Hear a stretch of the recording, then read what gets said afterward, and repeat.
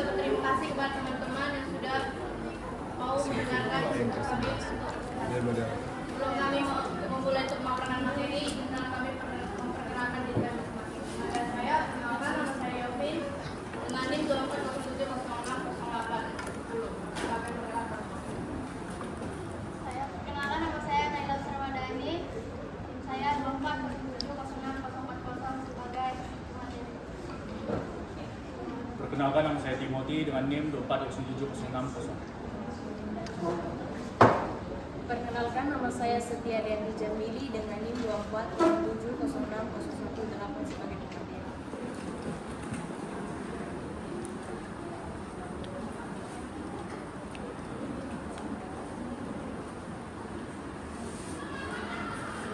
Baiklah, latar belakang kali ini akan dibaca oleh Tuan.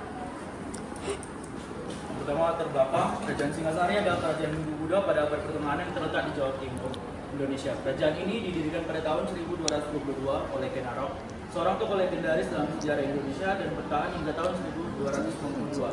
Pada masa puncaknya, Singasari merupakan kerajaan yang kuat dan berpengaruh yang memainkan peran penting dalam pengembangan budaya, politik, ekonomi Indonesia. Lalu memahami sejarah kerajaan dapat membantu kita menghargai warisan budaya Indonesia yang kaya dan signifikan di wilayah tersebut. Selanjutnya kita akan masuk ke sejarah kerajaan yang akan dikatakan oleh saya. Nama asli dari kerajaan Singasari adalah Raden Tumapel yang merupakan daerah bawahan dari kerajaan Kediri. Daerah ini dipimpin oleh Tunggul Ametung, seorang bupati yang memiliki istri cantik bernama Ken Dedes. Ken Arok, seorang pengawal Tunggul Ametung, jatuh cinta pada Ken Dedes dan berniat merebutnya dari suaminya. Dengan bantuan seorang pendeta bernama Gawe, Ken Arok berhasil membunuh Tunggul Ametung dengan menggunakan keris buatan empu gandring. Ken Arok kemudian menikahi Ken Dedes dan mengangkat dirinya sebagai bupati Tumapel. Ken Arok tidak puas menjadi bupati dan ingin melepaskan diri dari kekuasaan Kediri. Ia bersekutu dengan Raja Brahmana yang tidak senang dengan kerajaan Kertajaya dari Kediri, yang dianggap tidak menghormati agama Hindu Buddha. Pada tahun 1222 Masehi, Ken Arok memimpin pasukan Tumapel untuk menyerang Kediri dan berhasil mengalahkan Kertajaya. Dengan demikian, Ken Arok mendirikan kerajaan baru yang bernama Tumapel dan memindahkan ibu kotanya ke Utaraja. Ia mengambil gelar Sri Rajasa Bataran Sang Amurwabdini sebagai raja pertama di Tumapel. Selanjutnya kita akan masuk ke perkembangan dan pertumbuhan kerajaan yang dibantu sama saya. Baik, perkembangan dan pertumbuhannya itu Kerajaan Singasari yang terletak di Jawa Timur didirikan oleh Ken Arok pada tahun 1222 Masehi. Ken Arok juga dikenal sebagai Sri Rangga Rajasa Sang Amurwabdini. Ia raja pertama yang memerintah kerajaan ini hingga tahun 1227 Masehi. Ia juga membangun dinasti Rajasa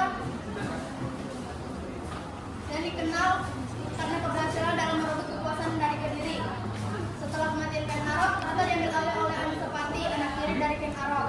Anusapati tidak banyak melakukan inovasi selama pemerintahannya. Akhirnya dibunuh oleh Trunggoyo, putra Ken Arok yang memerintah hanya sebentar sebelum dipulihkan oleh Ranggawuni atau alias dipanggil Wisnuwardana.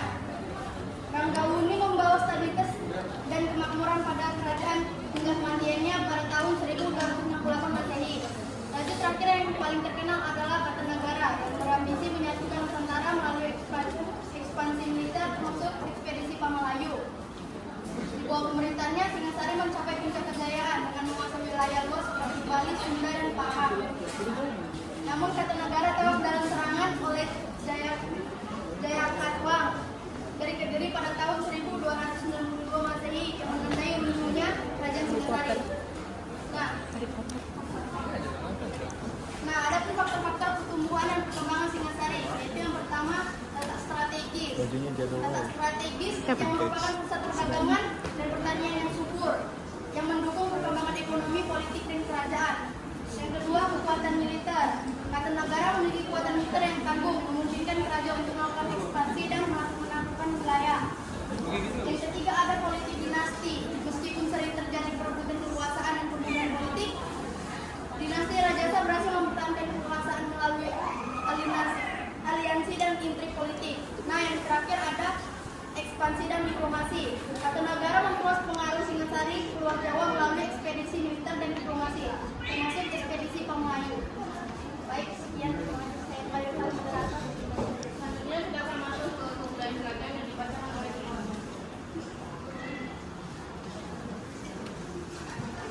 Kebudayaan kerajaan, kondisi budaya kerajaan Singasari tertentu. Adapun kebudayaan yang ditinggalkan oleh kerajaan Singasari ialah Candi Singosari, Arca Armupasa, dan Candi Kidal.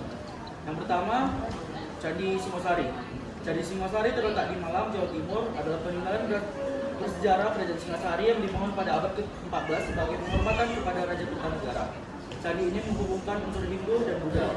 Yang kedua, Arca Armupasa.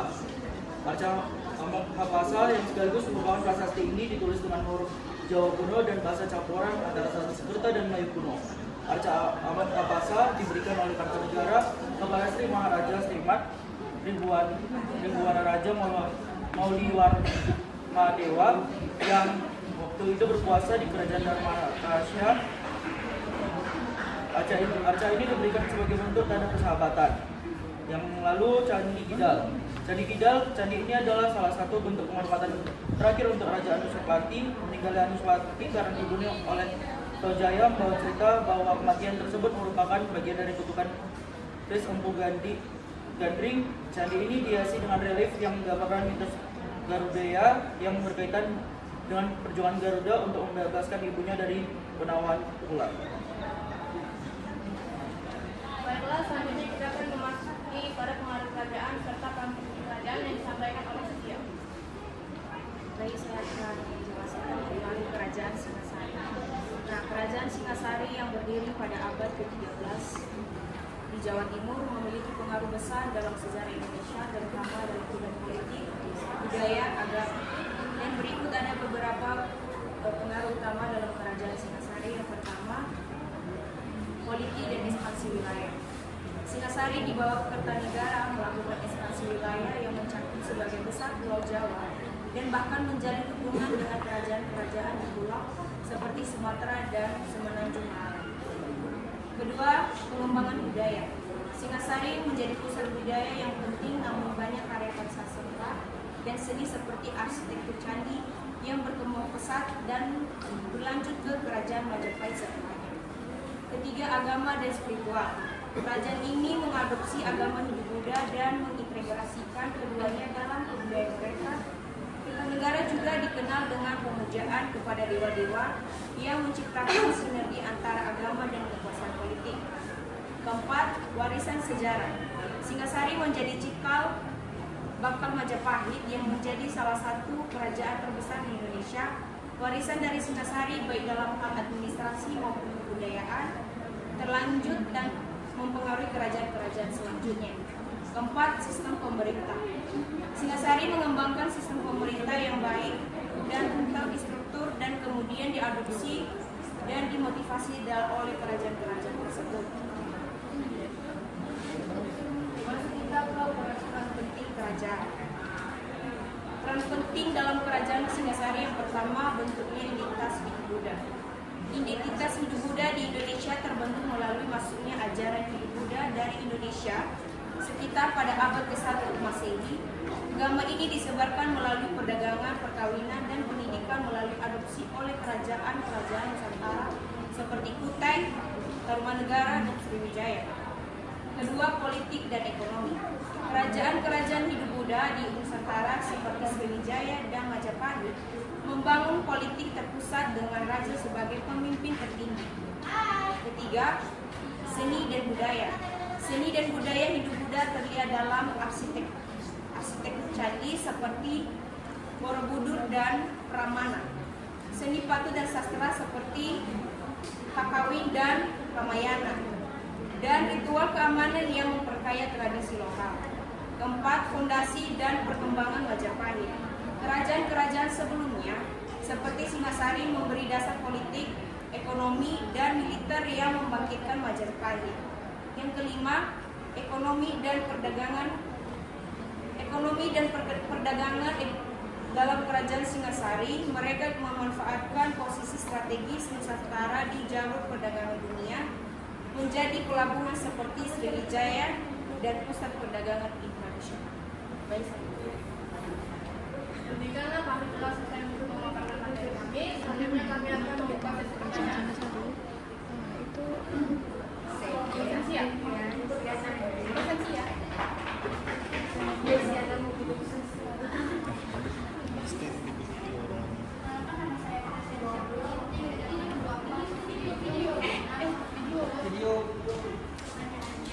Menurut kalian, apa peran dan pengaruh agama Buddha dalam agar politik di kerajaan Singasari?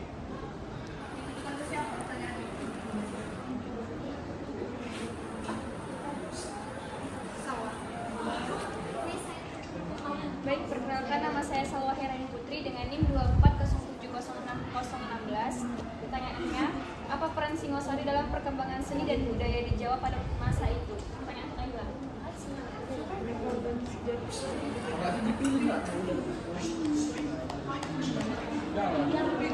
dan Yosi.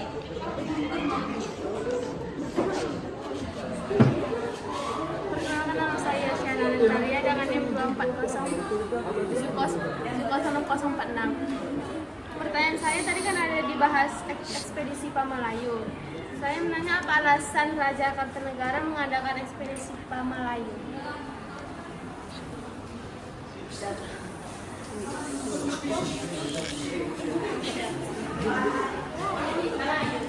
Perkenalkan, nama saya Dinda Sana Fadila dengan NIM 240706058. Nah, tadi kan sudah dijelaskan tentang munculnya candi-candi dan prasasti pada masa kerajaan Singosari.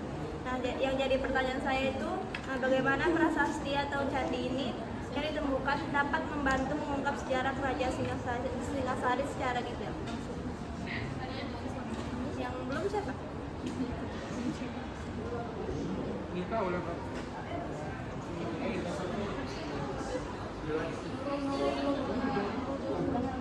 Ada berapa? Ada banyak.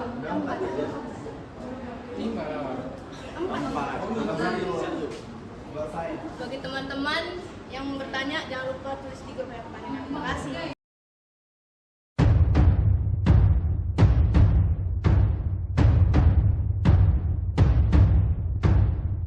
Kerajaan Singosari merupakan salah satu kerajaan besar yang pernah berdiri di wilayah Jawa Timur. Kisah kerajaan Singosari diwarnai dengan peperangan, pengkhianatan, dendam, dan cinta segitiga. Sejarah kerajaan Singosari juga tak dapat dipisahkan dari sejarah kerajaan Majapahit yang pernah menjadi kerajaan terbesar di sepanjang sejarah Nusantara. Kerajaan Singosari merupakan kerajaan awal yang menurunkan banyak raja besar di bumi Nusantara.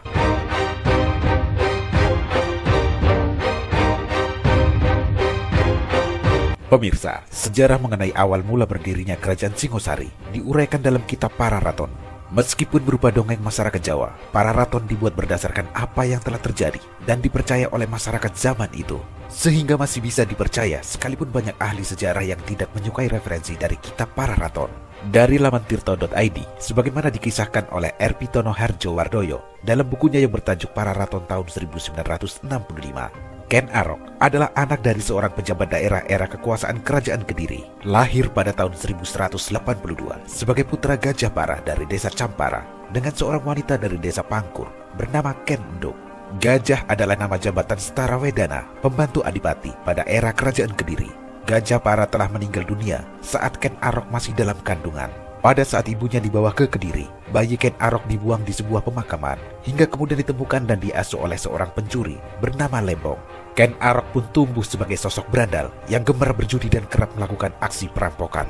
Hingga akhirnya Ken Arok bertemu dengan seorang Brahmana yang konon datang dari India bernama Loh Gawe. Brahmana ini sedang mencari orang yang diyakini sebagai titisan Dewa Wisnu di tanah Jawa.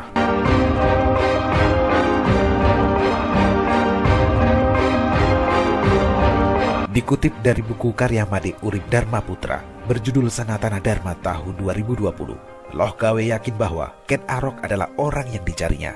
Kepada Ken Arok, Loh Gawe berkata bahwa suatu saat nanti ia akan menjadi penguasa jagat atau Cakravartin.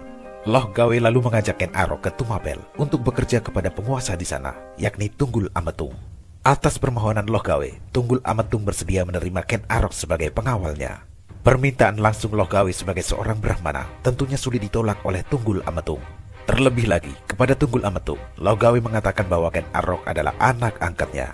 Tunggul Ametung punya seorang istri yang sangat cantik, bernama Ken Dedes. Ken Dedes adalah putri sematawayang seorang pendeta Buddha bernama Empu Purwa, yang tinggal di lereng Gunung Kawi, di perbatasan Kabupaten Malang dan Kabupaten Blitar sekarang. Sebagai pengawal pribadi, Ken Arok selalu mendampingi Tunggul Ametung beserta istrinya, Ken Dedes. Hingga suatu ketika, secara tidak sengaja, Ken Arok melihat kain Ken Dedes tersingkap saat turun dari kereta pada saat di taman. Dari singkapan kain itu, terlihat pancaran sinar yang membuat Ken Arok terpukau. Ken Arok lalu menceritakan kejadian tersebut kepada Logawe. Sang Brahmana pun mengatakan bahwa sinar yang dilihat Ken Arok tersebut menandakan bahwa Ken Dedes adalah wanita yang dimuliakan, perempuan pilihan, calon ibu yang bakal menurunkan raja-raja penguasa di Jawa. Wanita yang bercahaya di bagian rahasianya adalah wanita Nariswari atau Ratu yang Agung. Itu wanita pilihan. Betapapun nestapanya laki-laki yang menikahi wanita seperti itu akan menjadi raja yang besar, ucap Logawe.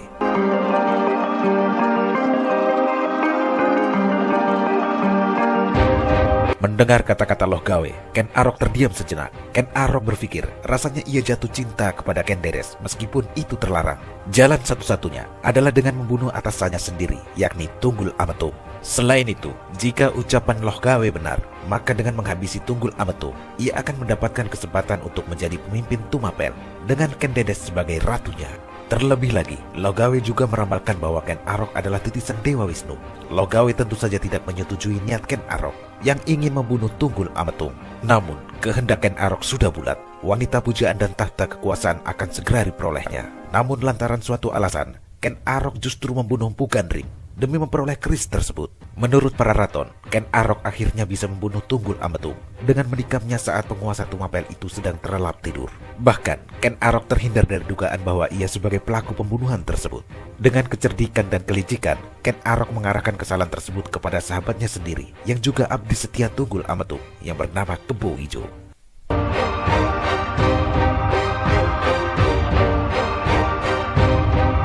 Ken Arok kemudian menikahi Ken Dedes yang saat itu telah mengandung anak dari Tunggul Ametung.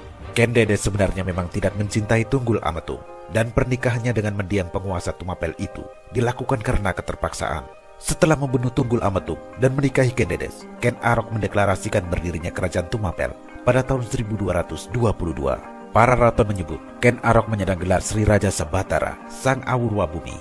Ken Arok bahkan berambisi memerdekakan Tumapel dari pengaruh kerajaan Kediri. Terjadilah perang ganter antara Tumapel di bawah pimpinan Ken Arok melawan Kediri dengan rajanya Kertajaya. Pertempuran tersebut dimenangkan oleh Tumapel yang membuat wilayah kekuasaan Ken Arok bertambah luas setelah kerajaan Kediri runtuh. Masa pemerintahan Ken Arok sebagai penguasa Tumapel sekaligus yang mengawali Wangsa Rajasa berlangsung lama, yakni sejak tahun 1222 hingga 1247. Menurut para raton, Ken Arok tewas dibunuh oleh Anusapati, anak Ken Dedes dari Tunggul Ametung, setelah mengetahui bahwa Ken Aroklah orang yang membunuh ayahnya. Anusapati pun balas dendam dengan menghabisi Ken Arok, juga dengan menggunakan keris Empu Gandring. Jenazah Ken Arok diyakini disemayamkan di Candi Kagenengan, Malang, Jawa Timur.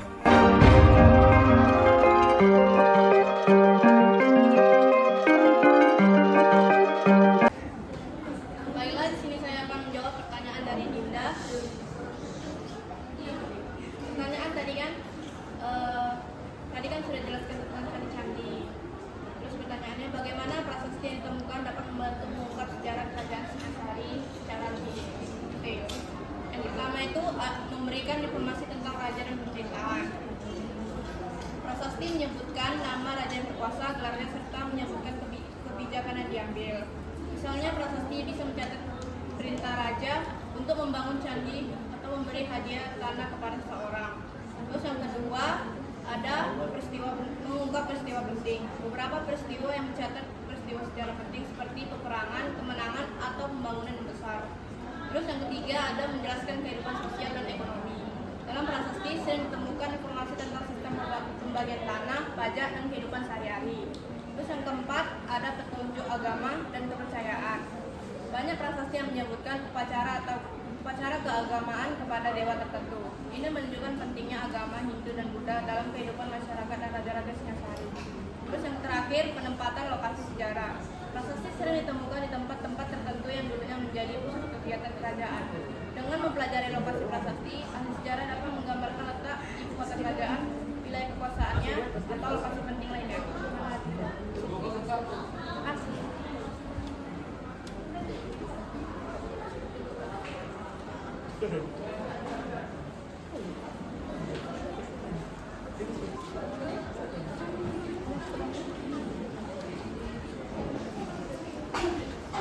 Selanjutnya saya akan menjawab pertanyaan dari Yosiana.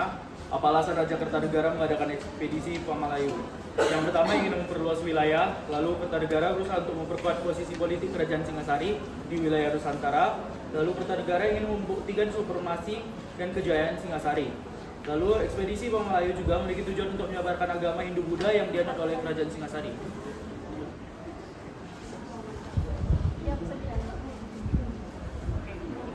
Baik, saya akan menjawab pertanyaan dari Crescencia.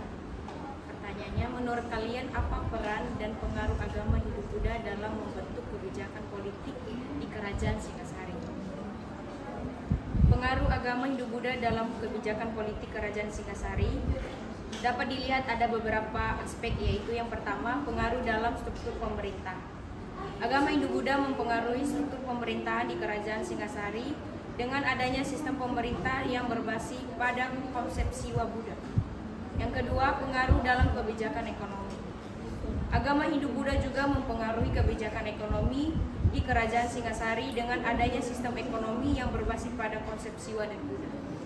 Yang ketiga, pengaruh dalam kebijakan sosial.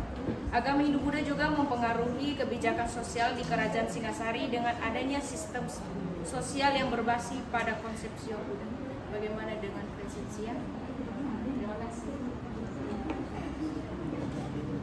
Baik, saya akan menjawab pertanyaan dari Salwa. Tanya itu, apa peran Singasari dalam perkembangan seni dan budaya di Jawa pada masa itu? Jawabannya itu perkembangan dan seni dan budaya di Jawa yang dibawa oleh pemerintahan Ken Arok dan Kertanegara itu, mereka menghasilkan karya seni monumen seperti relief, candi dan arca yang besar, termasuk Candi Kidal dan Candi Singasari. Nah, peninggalan seni arsitektur pada masa ini tuh menunjukkan kemajuan arsitek yang signifikan serta pengaruh yang mendalam terhadap budaya di Jawa. Baik, akan saya terima Salwa. Baik, kami telah menjawab pertanyaan dari teman-teman sekalian. Saatnya kami akan masuk ke sesi kesimpulan. Singasari awalnya dimas oleh Kerajaan Sumatera dipimpin oleh Tunggul Ametung. Pengawal Tunggul Ametung merebut kekuasaan dengan membunuhnya dan menikahi istrinya Kenjedes. Kemudian mendirikan kerajaan baru dan mengangkat dirinya sebagai raja pertama dengan gelar Sri Rajasa Batara Sang Amurwabuni. Di bawah kepemimpinan Kertanegara 1248 sampai 1252 ini, Singasari mencapai puncak kejayaan dengan melakukan ekspansi wilayah yang luas termasuk Bali dan Sumatera. Kertanegara juga dikenal karena ambisinya untuk menyatukan Nusantara melalui ekspedisi militer dan diplomasi. Singasari berkontribusi pada pembentukan identitas